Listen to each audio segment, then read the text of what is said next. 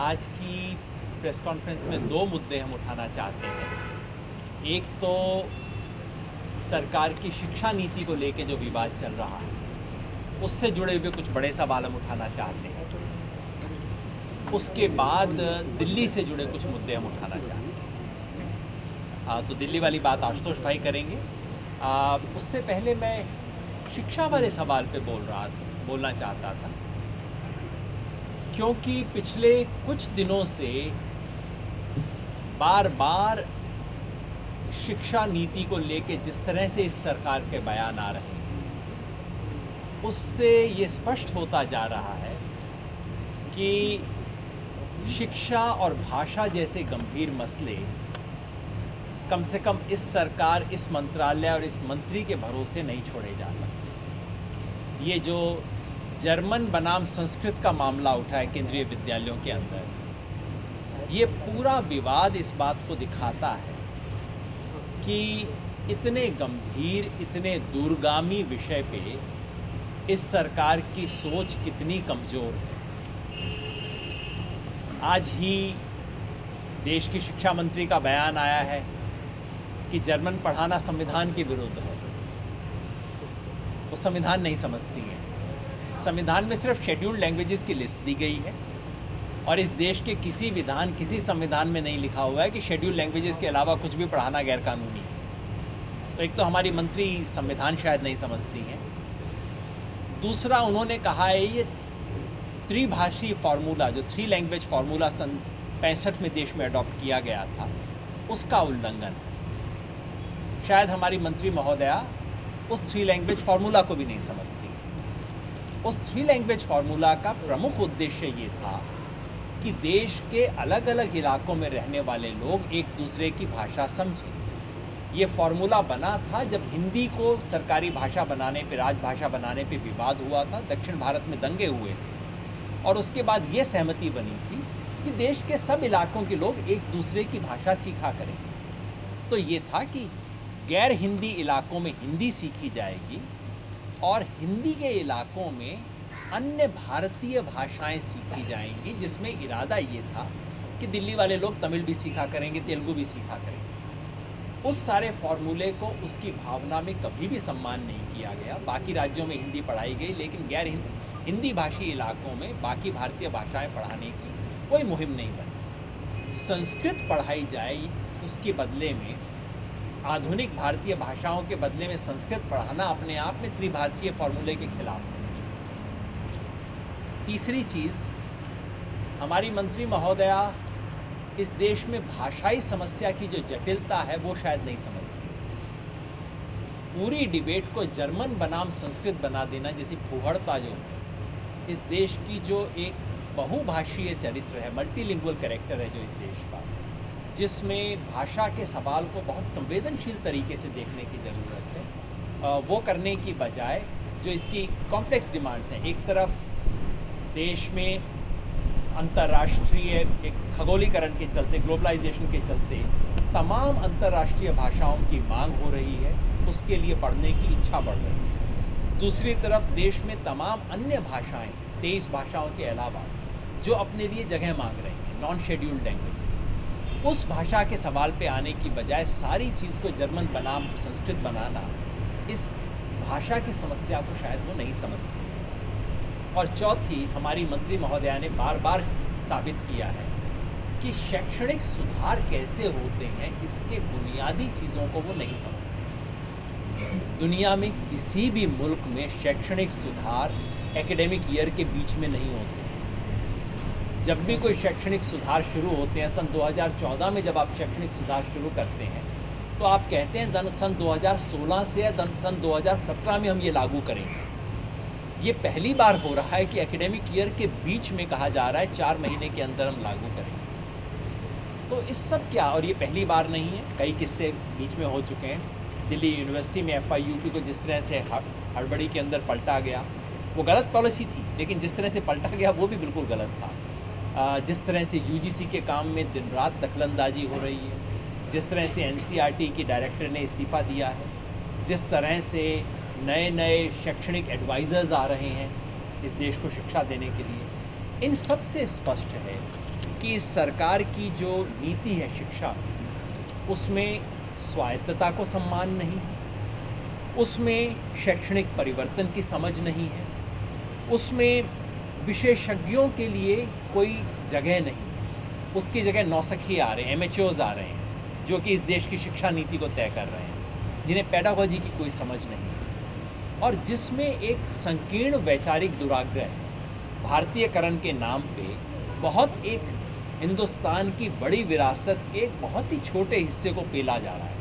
ये संयोग नहीं है कि मंत्री जी ने कल जो वक्तव्य दिया है वो किसी अंतर्राष्ट्रीय हिंदू सम्मेलन में दिया है।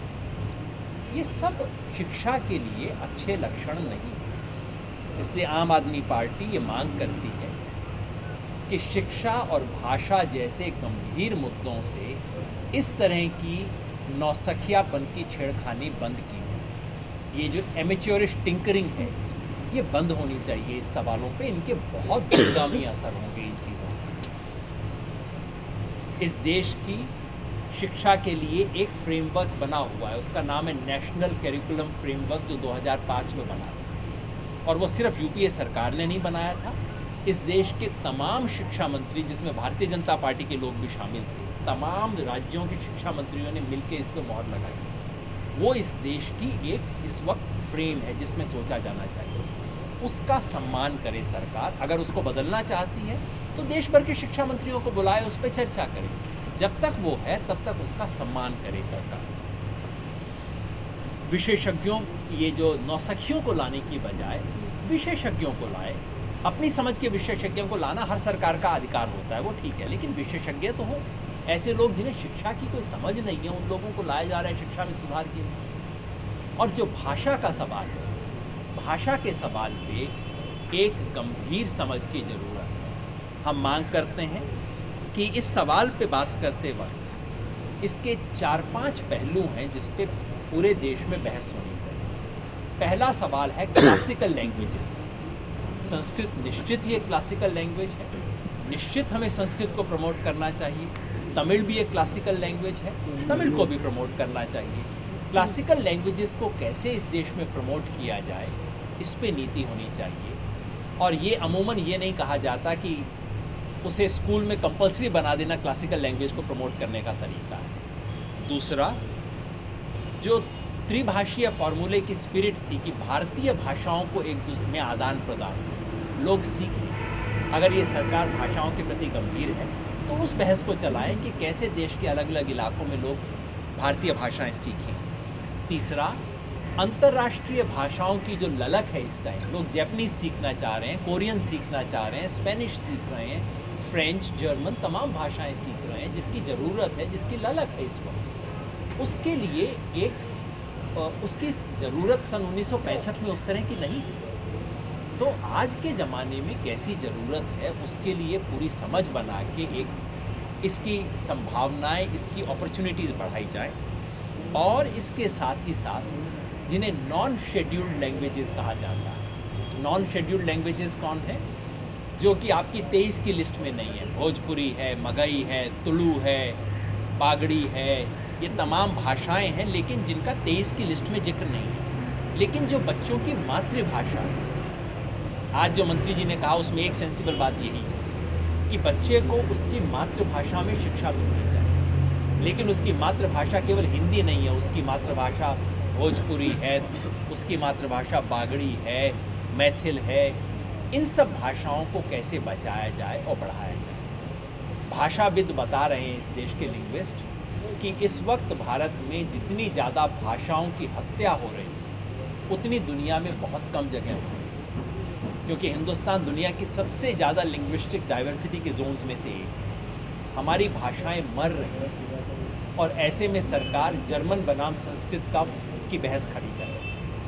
तो ये बात हम कहना चाह रहे थे कि इस सवाल के ऊपर एक गंभीर बहस हो। और ऐसा लगता है कि शिक्षा संस्कृति के सवाल इतने गंभीर सवाल हैं कि ये सरकार उन सवालों पे एक गंभीर रिस्पॉन्स देने में असमर्थ है। ये सवाल भी उठता है कि क्या इतने बड़े सवाल इस तरह की सरकार और इस तरह के मंत्रियों पर छोड़े जा सकते हैं? ये इस सवाल पे हम कहना चाह रहे हैं। इसके अलावा दिल्ली के ऊपर इस पे सवाल है जी कि अगर आपकी सरकार दिल्ली में बनती है तो आपकी जो लैंग्वेज पॉलिसी होगी वो क्या होगी, और क्या दिल्ली सरकार के अंतर्गत आने वाले स्कूलों में आप किस तरीके से जो बातें आप कह रहे हैं सैद्धांतिक तौर पर उसको आप कैसे अमल में लाएंगे? हमने पिछली बार अपने मैनिफेस्टो में स्पष्ट रूप से कहा था, दिल्ली की पहली भाषा, दिल्ली की राजभाषा है हिंदी। अंग्रेज़ी यहाँ के बच्चे पढ़ते ही हैं। हमने कहा था कि ऑफिशियली उर्दू और पंजाबी यहाँ की सेकंड लैंग्वेजेस हैं, ऑलरेडी डिक्लेयर्ड है। लेकिन व्यवहार में दिल्ली में ऐसे स्कूल ढूंढना मुश्किल हो जाएगा जहाँ आप उर्दू और पंजाबी पढ़ सकते हैं। तो सरकार की पहली जिम्मेवारी बनती है कि जो भाषाएं यहाँ हैं उनको कायदे से पढ़ाने की व्यवस्था की जाए। दिल्ली जैसे शहर में एक मेट्रोपॉलिटन सेटिंग है, यहाँ अंग्रेजी के अलावा बाकी अंतर्राष्ट्रीय भाषाएं समझने की एक ललक है, एक इच्छा है, जिसका सम्मान करना चाहिए। और एक महत्वपूर्ण बात जो लोग भूल जाते हैं कि बच्चा अपनी मातृभाषा में पहले 5 साल सीखने के बाद बच्चे की भाषाएं सीखने की क्षमता बहुत ज़्यादा होती है। एक बच्चा 3-4 भाषाएं सीख सकता है।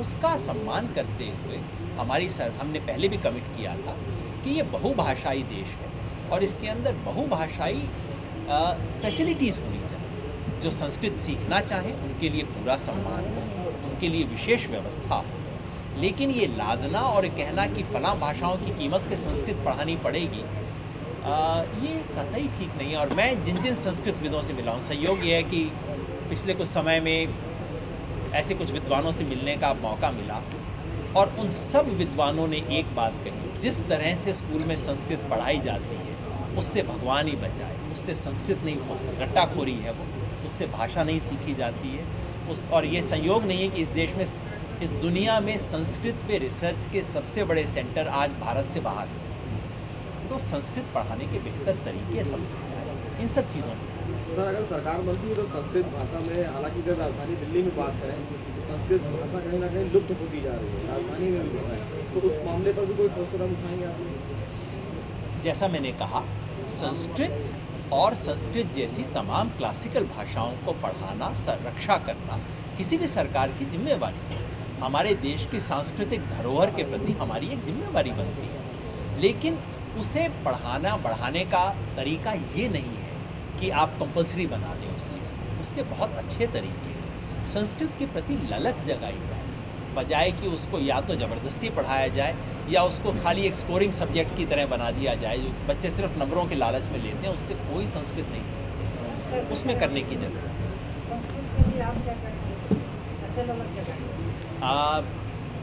जितना मैं समझाऊँ, मैं संस्कृत का खुद विद्वान नहीं हूँ, जानता नहीं हूँ। मैं जो संस्कृत विदों से बात करके समझाऊँ वो ये कि भाषा को पढ़ाने की विधि बदलनी चाहिए।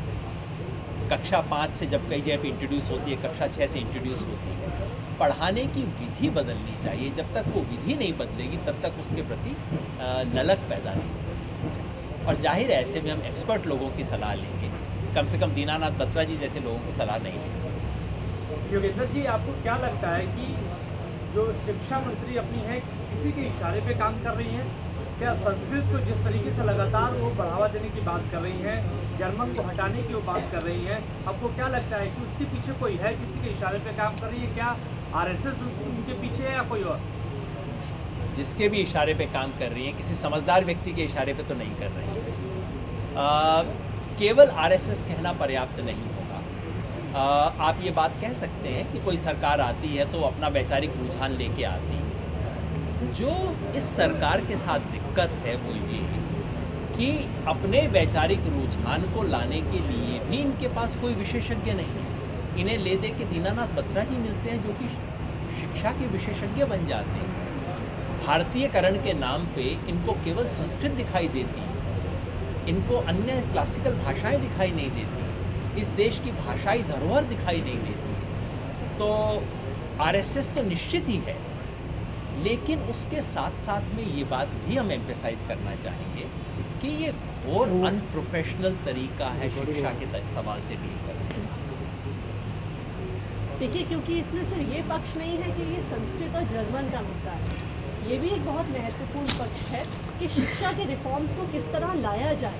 उसकी बिल्कुल भी योग्यता सरकार में नहीं है कि आप सेशन के बीच में कहिए कि अब सारे स्टूडेंट्स को जो जर्मन पढ़ते थे संस्कृत पढ़ना पड़ेगा, उसका एडमिनिस्ट्रेटिव कॉस्ट देखिए, उसका स्टूडेंट्स पे क्या इम्पैक्ट पड़ता है उसको देखिए कि जो स्टूडेंट इतने समय से पढ़ता आया है, आप कह रहे हैं 4 माह के बाद एग्ज़ाम है और उस एग्ज़ाम में अब उसे संस्कृत को पढ़ना पड़ेगा। ये तो एक बहुत ही बेसिक कॉमन सेंस की बात है कि शिक्षा ऐसे नहीं चल सकती। तो हमारा तो जो अभी के शिक्षा मंत्री हैं उनकी योग्यता पर भी बहुत बड़ा प्रश्न चिन्ह है। पिछली बार जब देश में बड़े पैमाने पर शैक्षणिक सुधार किए गए थे, अच्छे थे बुरे थे फ़र्क नहीं पड़ता, 2004 में शुरू हुए थे और पहली बार 2006 में स्कूल में आए। और वो भी, और विशेषज्ञों ने तब भी कहा था कि ये मामला थोड़ा जल्दबाजी में हुआ है, हड़बड़ी में हुआ है। कहते थे कम से कम 3 साल लेते तो बेहतर। तो सर, क्या इस सरकार को आप सलाह देने के लिए तैयार हैं? आप ऑफर कर रहे हैं सरकार को? ये हमारे देश की सरकार है, हमारे देश के स्कूल हैं और हमारे देश के बच्चे हैं। किसी सरकार के स्कूल नहीं है, किसी सरकार के बच्चे नहीं है और किसी पार्टी का देश नहीं है। हम में से जो भी जिस भी तरह से देश के बच्चों के लिए कुछ भी कर पाएगा वो तो हमारा सौभाग्य है।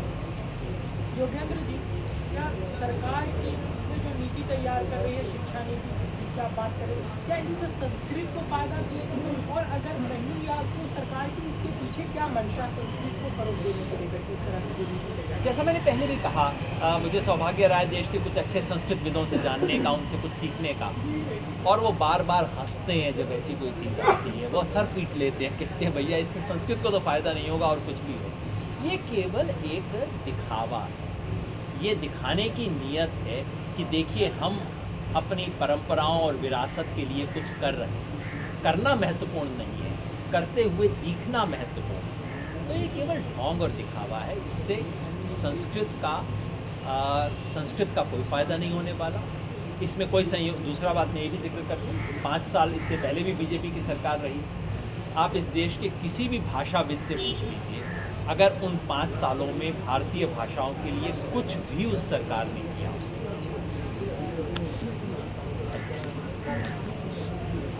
पार्लियामेंट्री सेशन शुरू होने वाला, आम आदमी पार्टी के जो 4 एमपी है, किस इशू को लेकर के बहस हो रही है, क्या स्ट्रैटेजी है? कई बड़े बड़े मुद्दे उभर रहे हैं देश में और जाहिर है हम बड़े बड़े मुद्दों को उठाएंगे। इनफैक्ट हम ऐसा करेंगे, नगेन जी, पार्लियामेंट सेशन से पहले हम एक विशेष प्रेस कॉन्फ्रेंस अपने चारों एमपीज़ के साथ करवा देंगे। उससे पहले हम अपने चारों एमपीज़ को बुला के आपके साथ एक इंटरेक्शन करवा देंगे कि इसमें हम क्या क्या बड़े बड़े मुद्दे उठाएंगे। सर, एक और सवाल है सर, यौम जमहूरिया के मौका पर गणतंत्रता दिवस पर अमेरिकी सदर आ रही हैं, क्या कहेंगे, क्या रिएक्शन होगा? नरेंद्र मोदी को लेकर के कभी अमेरिका वीज़ा नहीं दे रहा था, 9 सालों तक वीज़ा नहीं दिया, अब उनके दावे तामील कर। देखिए, विदेश नीति और अंतर्राष्ट्रीय संबंध के मामले को केवल पार्टी और प्रधानमंत्री की शख्सियत से न जोड़िए। मैं समझता हूँ, मेरा एक भारतीय के नाते पहला रिएक्शन ये होगा कि अमेरिका का पहला अश्वेत राष्ट्रपति अगर हमारे देश में आता है तो हम सब भारतीयों के लिए गर्व का विषय है। ये एक शुभ संकेत है और हम सब भारतीयों को, जिन्होंने इस दुनिया में नस्लवाद के विरुद्ध संघर्ष करने में इस देश की लंबी इतिहास रहा, इस देश ने नेल्सन मंडेला का स्वागत किया है, इस देश को ओबामा का स्वागत करना चाहिए। इसको केवल आप पार्टी, वीज़ा और इन सब चीज़ों से जोड़ के ना